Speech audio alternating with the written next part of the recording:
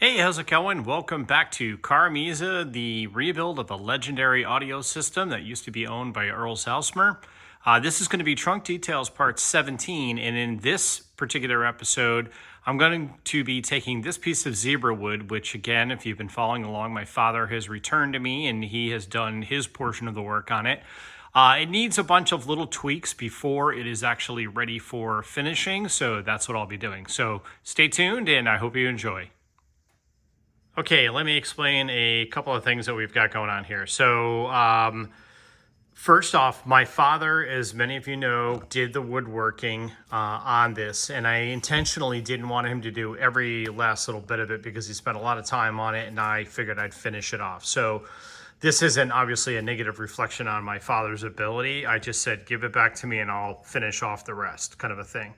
Also, so that's one thing. Second, I am not a master woodworker like my father. So I don't have exactly the right tools or even the skill set. So I'm gonna be walking you through what I'm doing with the menial tools that I've got and a bit of knowledge. So the first thing I need to do is this is the front edge, but we're looking at the bottom, the back side of the wood. What I've done here is, if you notice, I have this piece of tape on. Right here, there is a difference of maybe a 1/16, right? So I've got to take that out. And then if you notice this line, that line represents what I need to trim. And at the end, it's quite a bit. It's 3/16 as you see where I've marked. So I need to basically remove this amount of meat, if you will, and get this nice and straight. There's a number of different ways that I could do this. I could attach a straight edge and run it through the router with a flush trim bit, as you've seen me do with the aluminum. But in doing that, it's very risky with the Zebrawood. I don't want to have errors or issues or something slips and all of a sudden I just cut the thing in half, right? So to keep it safe, I'm going to be using a block plane. Let me show you, if you're not familiar, what a block plane is. It's just basically a wood plane that allows me to take off a very small amount at a time and get that piece nice and straight. What I do know about a block plane, I bought a brand new one. It's a Stanley, nothing crazy. It was like 35 bucks, I think, on Amazon. One thing that my father taught me is you never want to sit it down on its face because that could dull the blade. If it hits metal or something like that, that could jack it up. So you want to be careful there. Also, I have a bunch of offcuts from when my dad did the work. So I already took a piece, put it in the vise, and just set the depth on the blade, which you do with this dial, and made sure everything is good and square and going to give me a nice clean cut. And then I just practiced a little bit on this. I've never planed Zebrawood, and again, I haven't done much planing at all. So I want to kind of be a little bit careful and practice here before I do it on the final piece. So with that, I'm going to go ahead and start planing on the Zebrawood. All right, I already took a few passes on the Zebrawood, so let me show you what I'm doing. The objective here is relatively simple. When I'm doing this taper, I'll need to take more meat off here and slowly kind of work my way back. And then when I, feel it's pretty good and I've got it pretty level, then I'll just make some complete passes. I'll lower my depth at that point, so my final passes, ideally, I should get the same amount of wood coming out as I pass all the way across. That's an indication I have the correct depth. When you're using a plane, if you've got a high spot or a low spot, like right here, if you notice, it's not pulling on any wood. When I get down here, it is, because that's a high spot, okay?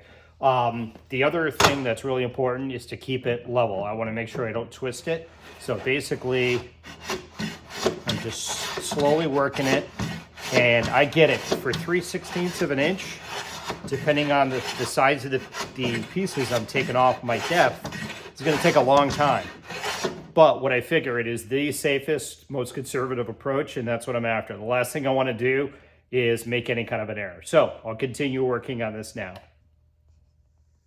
All right, that didn't take long at all, like 6-7 minutes.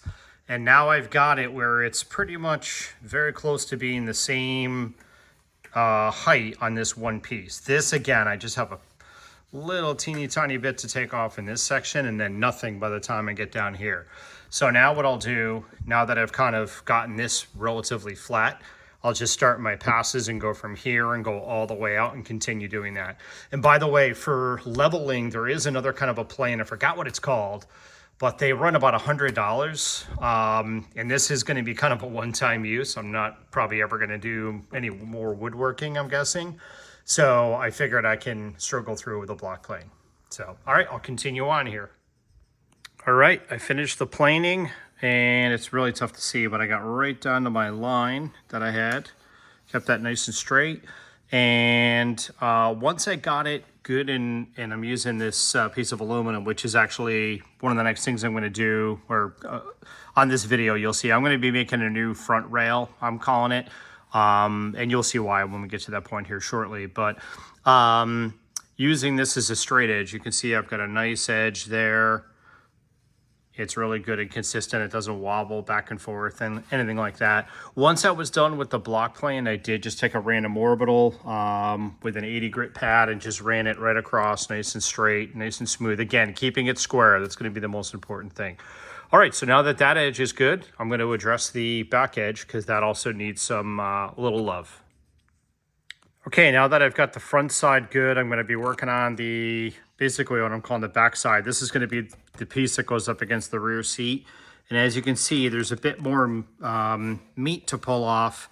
And part of the reason I'm doing this is to make sure I have enough room for expansion. And you're going to be seeing what I'm talking about a bit more when we get into mounting this here shortly. So much the same process. I'm going to take the block plane and start to take this down, get it where it's, you know, nice and straight, and then bring it down to this level, and then I'll hit it with the palm sander. All right, show you a bit as I'm going here. I've already done some of it, and what I'm doing is making sure that I try to keep it as my cut edge as parallel to the line as possible, as early as possible in the process. That way I can bring the whole thing down and get it, you know, nice and straight, and I'm not, in order to level it when I do the final level with the straight edge, I'm not bringing it lower than my line. So right now, this end is a bit higher. So again, I'm just gonna make sure I'm keeping the plane nice and level and then work that out. Taking very thin amounts off. You can always take off more, but I can't add more. And then I'll check my line.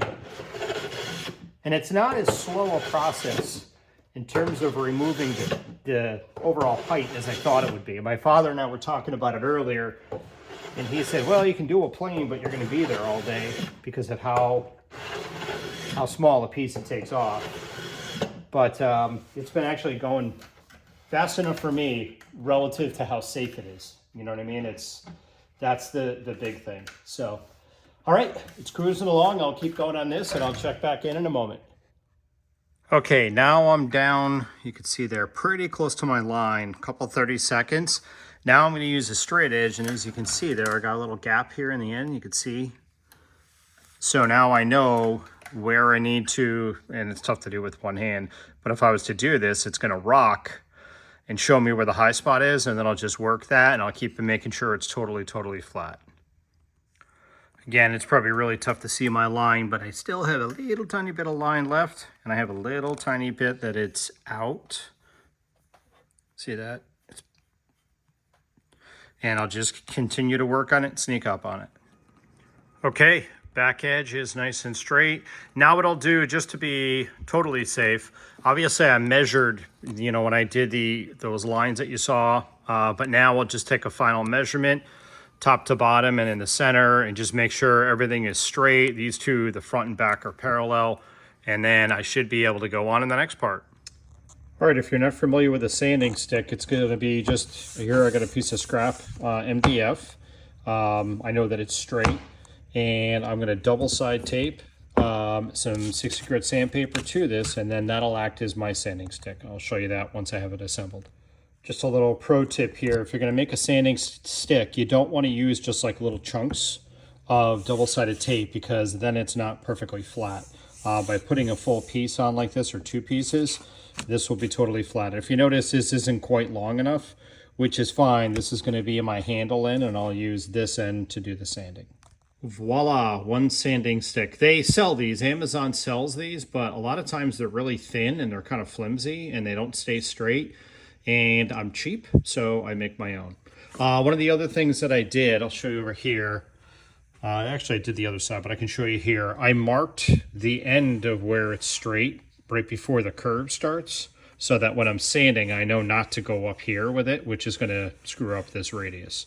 So just a moment, I'll grab it and I'll show you how I just go back and forth here and keep that nice and straight. All right, right now I have the Zebrawood with the finished face up. But even so, I'm using just this moving blanket, and I got to suspend that on a couple of 2x4s to keep it up off the table.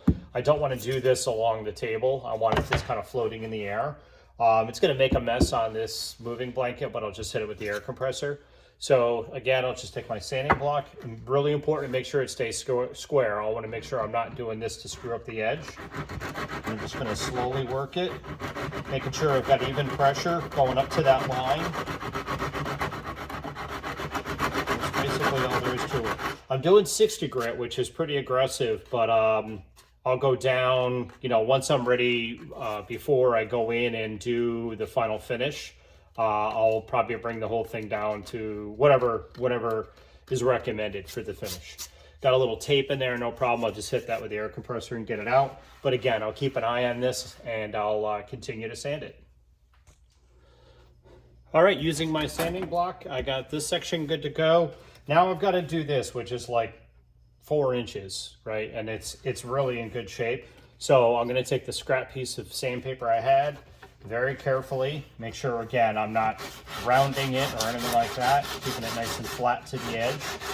Running my thumb along this edge, keep it square, and I'll just clean up this edge a little bit.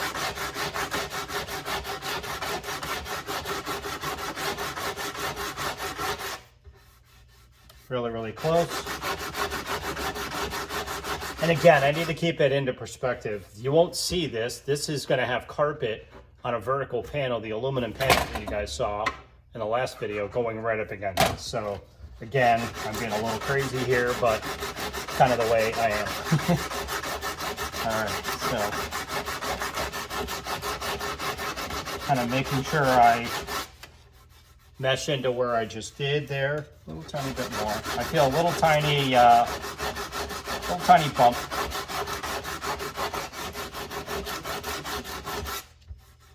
There we go. All right, now I'll do this side. And then once that's good, I'll do the other side. And then the whole perimeter is sanded, square, everything is good and measured. Oh, by the way, I'll make sure I've already done it on this side. When I do this side, I'll do the same. I grab my square to make sure that we're still square here. Everything is really good. That's important because the aluminum panels are square as well. So, all right, keep going here and I'll report back in a minute. Okay, this end is done. Came out really nice. Now I'll do the other end. Okay, full perimeter is good. All my edges came out really, really nice. Very, very happy with everything. I made sure these edges here are square. That kind of angle there on both pieces is the same. I used the 1/4 inch piece that my father and I both used to match that up. So it's accurate, very accurate. My depth here is you know, consistent. Everything is really good. So all of my edges are good. We're good to go there. Now, moving on to the next part. This is going to be challenging and not a lot of fun and a little scary to do, but I think I've got a solution. If you've been following along, you know that my father and I were dealing with some massive issues with the Zebrawood. Once it was resawn, this was over the summer, a while ago now, almost 6 months ago, and there was still some moisture in the wood, and that, with my Arizona heat, it basically ended up warping the wood quite bad. So my father got it very, very good. It was unusable when I sent it to him. So it's very, very good, but we're still dealing with, if you notice, this end is touching, this end is close to touching. This table is, I'll call it, quite flat, and it looks worse than it really is here. It's probably 3/16 out right here. If I clamp the whole thing down, it lays flat, no problem at all. So here's what I'm going to do. My objective is to try to get it as flat as I can without it being clamped. And you'll see why as we talk about allowing for movement of the wood in the car. So here's what I'm going to do. If you recall, On the, this is basically the front looking, you know, if I was in the car, this is looking out of the trunk. On the front, there will be a piece of angled aluminum that will basically act as what I'm calling the front rail, and you'll see that in just a little bit. What I'm also going to do is do a piece of 3/4 inch by 1/8 inch flat stock aluminum along this back edge. And what I'm going to do is use this to help hold this in place. So what I'll do here is I'll clamp this down to the table, get it perfectly flat, and then basically attach that to this piece of aluminum to the Zebrawood. And the hope there is that it's going to help to control and keep this piece flat or flatter. Okay. Well, another thing to keep in mind, the car is far from perfectly flat. You know, the trunk area where this is going to go inside the car. If you notice, it's, you know, it's touching on that far edge, it's touching on those sides, and it's touching in that area. Not perfect. You know, BMW didn't intend on this being the case. So with that, let me go ahead and get this started and lay this out, and I'll show you how I'm going to do this. This has got to be done very, very accurately, and I got to take my time. So I'll lay out the steps and I'll show you how this goes.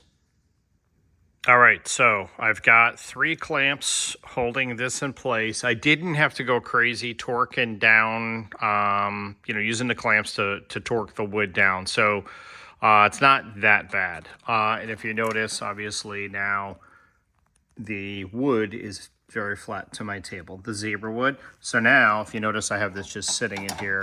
I'll lay out my holes here and then be able to attach this. And again, much like the rest of the build, these are going to be machine screws. I'm going to use wood threaded inserts, and then these will be flatheads so that they stay centered. So that is the hope. Let's go ahead and get this laid out and see how it looks. Hold the phone. Houston, we have a problem. Minor problem. Not an issue, something that can be corrected. Last night after I put the clamps on, I was looking at this and said, something doesn't seem to be right. So I went back through, and even though my edges here are, you know, perfectly straight, I put a straight edge on them, and I made sure everything, you know, like that corner was square, that corner was square. I assumed everything was good as far as our measurements went. And I found, so basically what I did is I measured every conceivable dimension, you know, from this edge to the seam, this edge to the seam. I know that this edge to this edge, I know in 3 places it's exactly the same, so those are parallel. You know, I went through everything, and that's what all these tape marks are. I rechecked everything, and what I caught my eye was the distance here relative to the distance here. This is fatter. So I looked at it and said, wait a minute, something's going on. So I drew a straight line from this edge, again, that is square, over to here, did the same thing here, measured the distance here, 4.5, measured the difference here, 4 11/16. So at the very tip here, we're 3/16 out. So basically I need to remove that amount. Then before I did all this, I measured everything. And now the distance between the edge of this hole and this line is exactly the same as this. And I checked this one as well. So again, part of my whole philosophy is don't go to the next step until you got the current step as good as you can get it. And I'm glad I caught this. Not a big deal. I'll probably use a DA sander just to get very slowly sneak up to this, get a straight edge on it, and we'll be good to go. So let me go ahead and take care of that. Okay, I'm all set up here with my, I'm going to use this random orbital, and I've got a 40 grit pad on it just to be able to knock down this high stuff, and then I'll hit it with 60 or 80. I realize I could do this with a router, and it might give me a better final, I don't know, I can get it really, really close, especially if I get it down to a block sander, like a sanding stick. With a router, I'm terrified. I do not want to do anything that's going to screw up this piece of wood. There's way too much involved and invested in this, especially with my dad working at it. So here we go. I'll go ahead and get this taken care of. All right, disaster avoided. Now my dimension from here to here is 4.5, exactly as it is here. The distance between here on that side and this side, and here on that side and this side are identical, the same. Also, I even went as far as to using my sanding block make sure my edge is good and straight here, and also making sure, obviously, as I've gone along, I've made sure that my edge is square there. So, all right, we're good to go there. Now let's continue on with the flat bar rail along the back. Okay, got this piece cut to length. Now, the aluminum is 3/4 of an inch. And if you recall, the goal with the thickness of the Zebrawood was 3/4 of an inch. But with all the planing my dad had to do, it ends up being slightly below that. So what I did, I put some tape here. And there's my line. There's my line.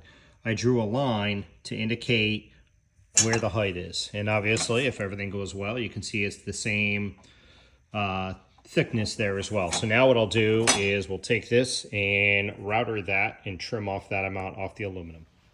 All right, I've got this set up to be able to trim. That's how much I need to take off. It's less than a 1/16, but again, we're being precision. I double side taped the piece of aluminum to this straight MDF stock, and then I've got a couple of spacers in here just to make sure that this sits nice and level as I'm doing a router. So let's go ahead and get it routered.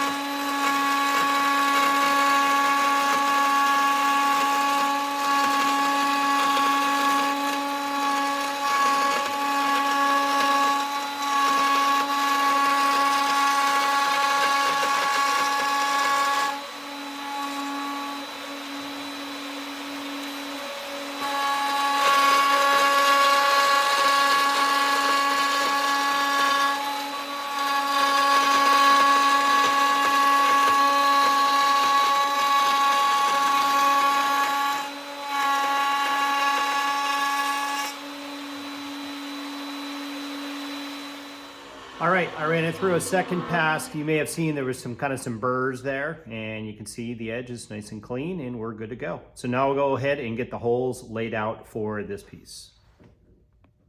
All right, got the hole where I'm going to do my holes marked up, and I want to show you something. This is where my dad did the biscuit joints. So he cut there, kind of cut a groove into each of these two pieces to put the biscuit in there. So I want to avoid going right in the middle. So what I did, get this in place, is I straddled that so I'm not going into the middle. Notice also I've got my clamps, my C-clamps out of the way, strategically placed, so that way when I come over and clamp this and drill into it, I am good. So now I'll get the pilot holes drilled into the aluminum. One other quick thing I want to show, totally unrelated to the car. I got this electronic vest for Christmas, like a heated vest from my sister-in-law. My wife's got one. She swears by it, uses it when she's hiking out here in Arizona when it's chilly. It's about 40 degrees out right now and raining here in Arizona, which is pretty rare. We do not have any heat in this garage, so it is chilly out here. And I said, all right, let me give this thing a try. I was actually going to return it. Put it on. I absolutely love it. So if you guys are ever cold in your garage, check out one of these vests. They're really cool. Okay, at this point, got everything laid out, and I'm gonna go ahead and start drilling. So what I did here is I've got a fence set up, and this basically makes sure that I'm consistent with the depth, and I made sure when setting this up that it's right in the middle. There is also a 1/16 of an inch pilot drill bit in here. So I'm gonna just drill a 1/16 of an inch hole here, then we'll bring it over to the Zebrawood. A couple of other things. I also if you notice this is sticking up quite a bit, this will allow me to, when I'm done with the pilot holes, I'll do my final bit size, but this will allow for me to be able to put this bit in without making any adjustments to ensure that I stay centered. To do these, pretty straightforward. Very, very small hole that I'm doing. And for this, I'm just lining up visually that vertical line.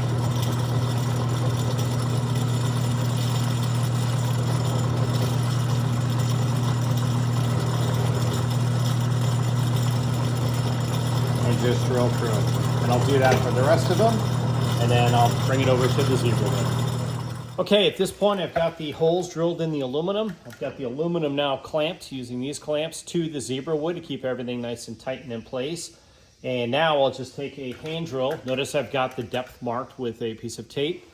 And I'll go through, and all I'm needing to do here is just go in and mark these holes. That's going to allow me to denote where the placement of the holes is for the Zebrawood. So I'll go ahead and start doing that. Pretty straightforward.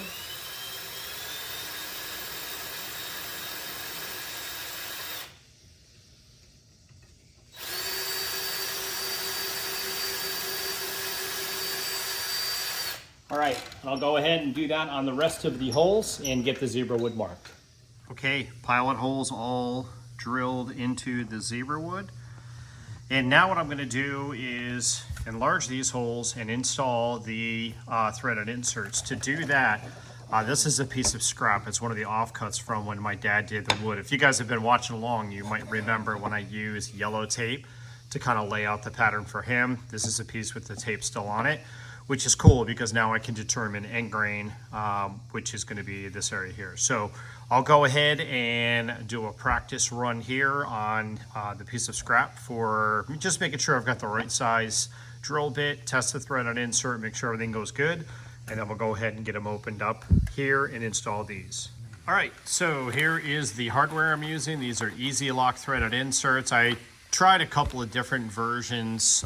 These are technically intended for softwood, but I've used it for hardwood and read a bunch of reviews, and people say they work great for hardwood. I'm going to go with a slightly bigger hole than what they recommend because I'm going into hardwood. So it's a 5/16 drill bit, and I also have the limiter marked here as well. So let me go ahead and get these drilled, and I'll show you how it goes. So again, I've already did a test run of this into the Zebrawood, a piece of scrap. It worked great. I'm also using a brad point bit. Notice the tip there. That's going to go right into that 1/16 of an inch hole that I built, that I drilled, and allow me to keep this centered. It's also very important that I keep this level. I don't want to do any of this. So let me go ahead. I'll drill one, show you how it goes.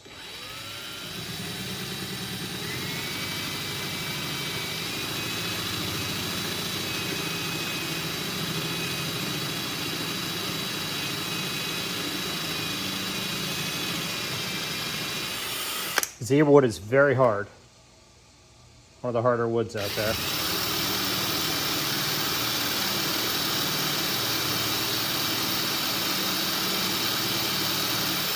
And I do know that this bit is older and not the sharpest in the drawer.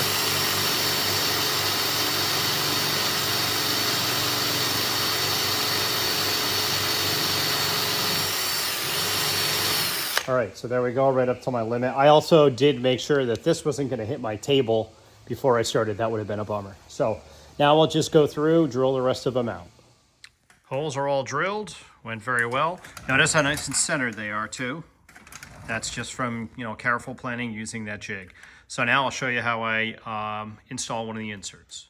All right, besides the correct diameter hole being really, really important, the other thing that's really important with these is to put them in straight, because otherwise the head of the screw isn't going to sit straight when I do the countersink. So also making sure you got the right size Allen wrench. In this case, I'm using a T-handle, which just allows me a little bit more leverage, and I can also ensure that I'm keeping it level this way. So to do these, pretty straightforward. I'm going to put a little pressure here. And it should be a relatively tight fit, right? We don't want these to be super loose. You don't want them too tight where it's going to crack the wood, but you also don't want them too loose where they're going to, back out. So I'm going to bring it in. Now, what happens a lot of times, especially on a hardwood with these, is you might get a little bit of the wood kind of lifting up. I don't know if you could see that, but it's doing that just a touch. What I'll do is I'll crank in this just below the depth, and then I will, sorry, my way through something in the garage. I will crank it in deeper than I need to go, hit it with the sanding stick just to get this area flat, back it back out, and keep it flush. So that's about it. I'll continue going on, and I'll do the rest of these. Okay, I pulled the clamps off just because once I got all these in, I hit them with my sanding stick and then backed them back out. And as you can see, they came out nice. Everything is really good and square. So now it's time to go ahead and get the aluminum finished, and we'll get this piece installed. Back at the drill press, I removed the 1/16 of an inch drill bit. Now I've got the larger bit, I forget the size, without making any adjustments to the table, the fence, or anything like that. Now I'll go ahead and I'll drill these out, and this is going to be the final diameter for these holes. Okay, nothing crazy here, drilling these out. I'll go ahead and drill one just to show you. Going to my original hole that I had.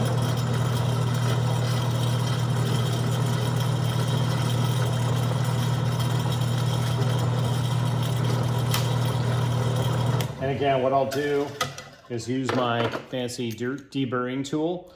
I like to use that just to clean up the hole and also ensure that when I go to do the next hole, it's nice and flat. And also, I forgot my dust collection machine, aka mini shop vac. I'll go grab that so that I can clean up during each hole. Okay, if you've been following along, you probably saw me do this in other videos, but I tend to use flathead hardware, stainless steel machine screws, these right here, and these have no forgiveness, right? So when they go in and they seat into the metal, they're gonna go into one spot and that's it. I've already done a couple here so that obviously you can see when those go in, that's how it looks, right? Nice and flush, looks good. What I've done here, I've got my countersink in, and I've also locked in the depth. So basically all I do is pull it down until it bottoms out and I'm good to go. So I'll drill one here, show you.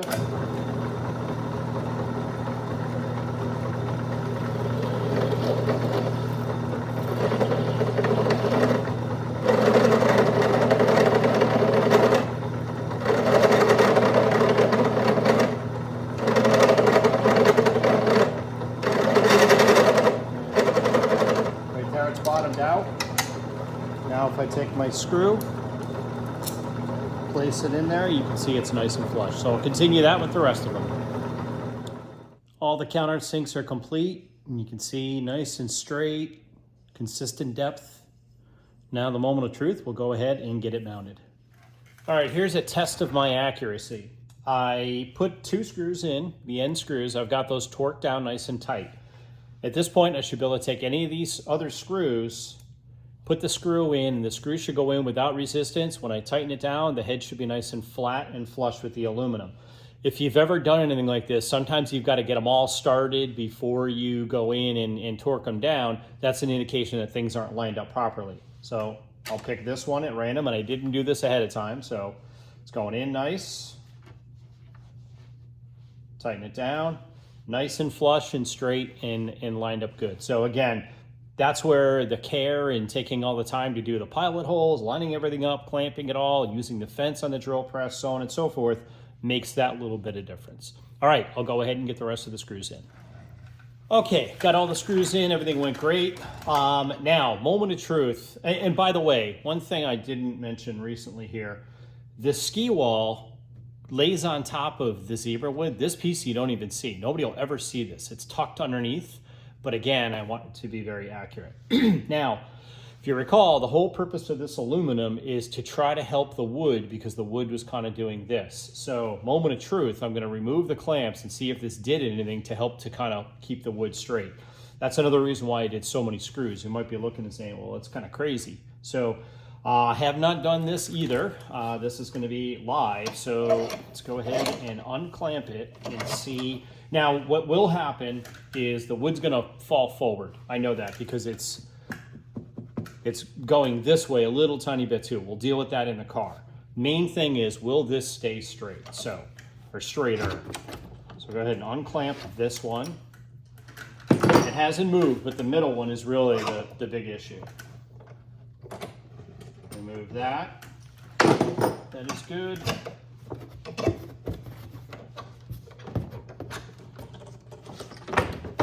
And it still flexes. So, that didn't do anything. What a bummer. Oh well. Well, it's one of those things where I wouldn't know unless I tried it. So, Zebrawood, wood in general is not fun. There's a reason I don't normally work with this stuff. And for all of you naysayers who say, you know, MDF would work great, wouldn't give you that problem, you are correct.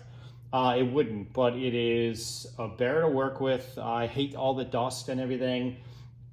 And this car had MDF in it that got wet, and when I took it out, it was like rotten cardboard. It was absolutely horrible. It did not stand the test of time, and this wood will. So, all right, this is better than it was, but it didn't cure it 100%. So what I'll do from here is continue on. I've got to do the front rail. I'm going to be rebuilding that. If you recall, there was a front rail on the MDF made of steel. I'm going to do a new one out of aluminum. There's a couple of other things I'm going to do differently with that. So that'll be the next thing. I'll go ahead and get started on that now. By the way, this kind of crowning that's going on here is completely curable in the car. I will be using the bolts to be able to, you can see it doesn't take much at all, to be able to cure that. And we'll be talking about how I'm going to allow for movement of the wood. So again, with that, let me go ahead and start working on that front rail. All right, on the back part, I popped the rail, pulled the rail off, all the screws, took a look at it, and then put the rail back in, screwed everything back together. And it is better with that piece of aluminum. It's still not perfect, but I can't expect that piece of aluminum to hold the entire thing. Again, when I put it in the car, you'll see what will happen to take care of that. All right, so now at this point, I'm working on what I call the front rail, and I did one of these again on the MDF out of steel. I'm doing this one out of aluminum for a couple of reasons. I think I like the curvature or lack of curvature in this, where I had some curvature along this edge in the steel. The other thing is I cut it off straight with the steel one. Now what I'm going to do is when I cut this one, I'm going to follow this edge because my panel is going to come up against here. So with that, I'll go ahead and get that laid out. All right, to capture this angle, I used this tool and then transferred this. I've already done this and marked my aluminum. So now I'll cut this and that should give me the same angle. All right, got that end cut. You can see it maintains that same angle coming off that piece of wood. And now I'll do the same thing on the other end. And to cut this, I'm just using just a cutoff wheel.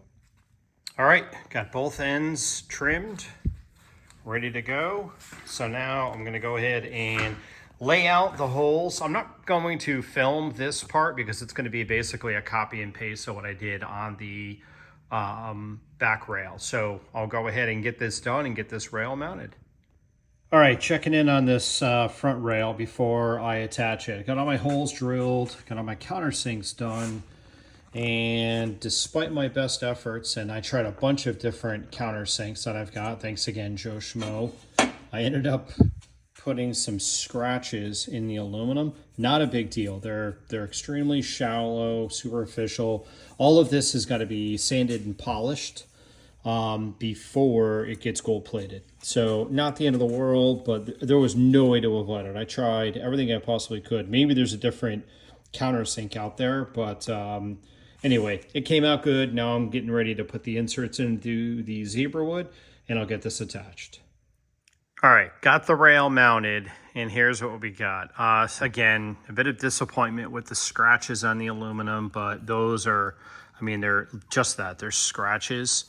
And I'll be able to clean those up before I do the gold plating.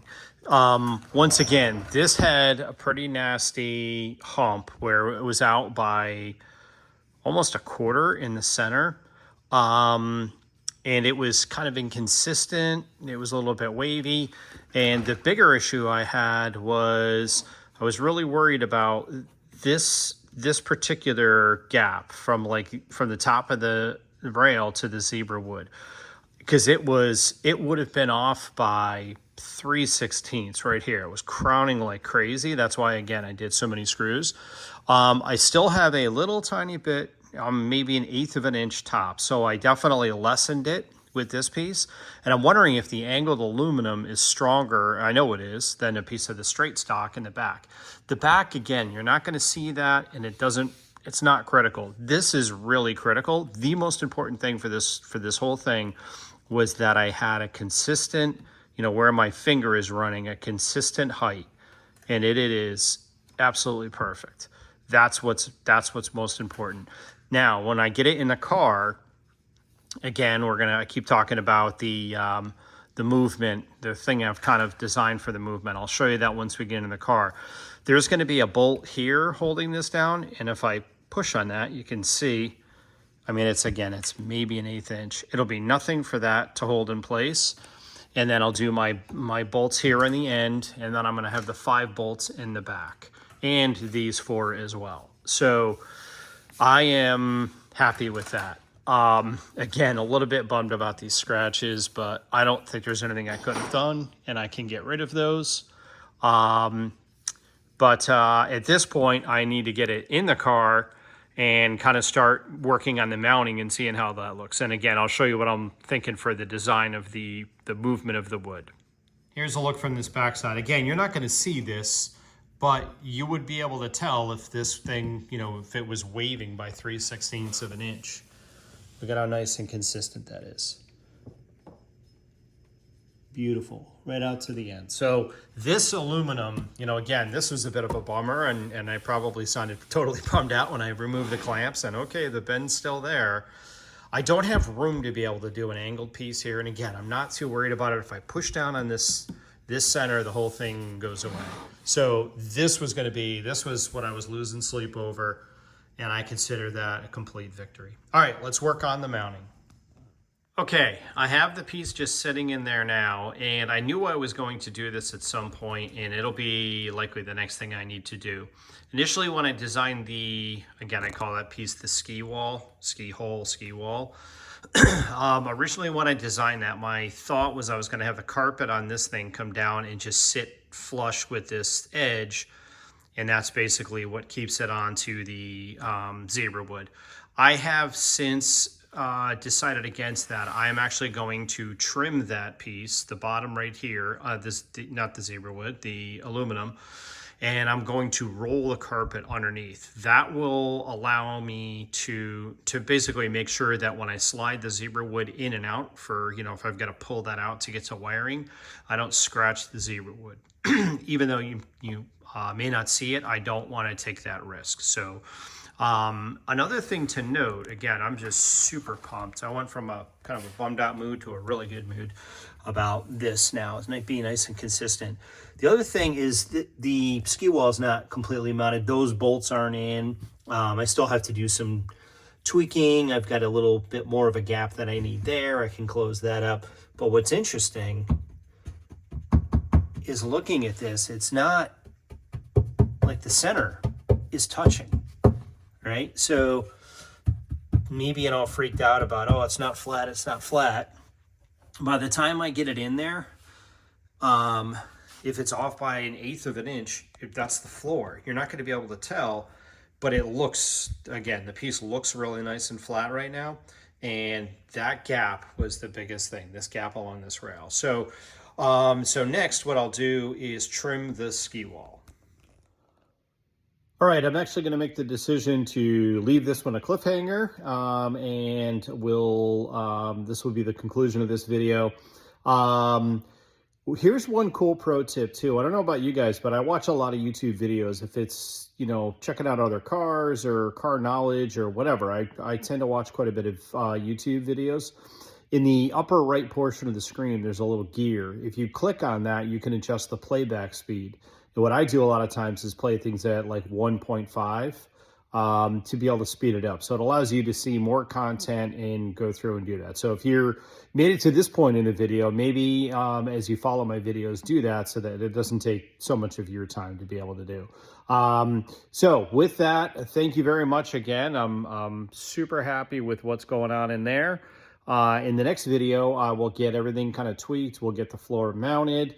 And then we're going to start working on the side panels. Those are going to be the next thing after the Zebrawood floor is in place. So thank you very much once again for watching. Certainly appreciate it. Appreciate the support. If you have not yet, please subscribe, like the video, and tell your friends. Thanks once again, and I'll see you in the next video. Take care. Okay, with the front and back now done, I measured, and it is exactly perfect. I'm going to move on to the sides. These really don't need any meat taken off. I'm just going to go through. I'll use a sanding stick just to get the straight edges here. And then I'll probably just do this by hand. Just a little tiny bit in this inside edge just to make sure everything is good. So with that, let me go ahead and get started on it.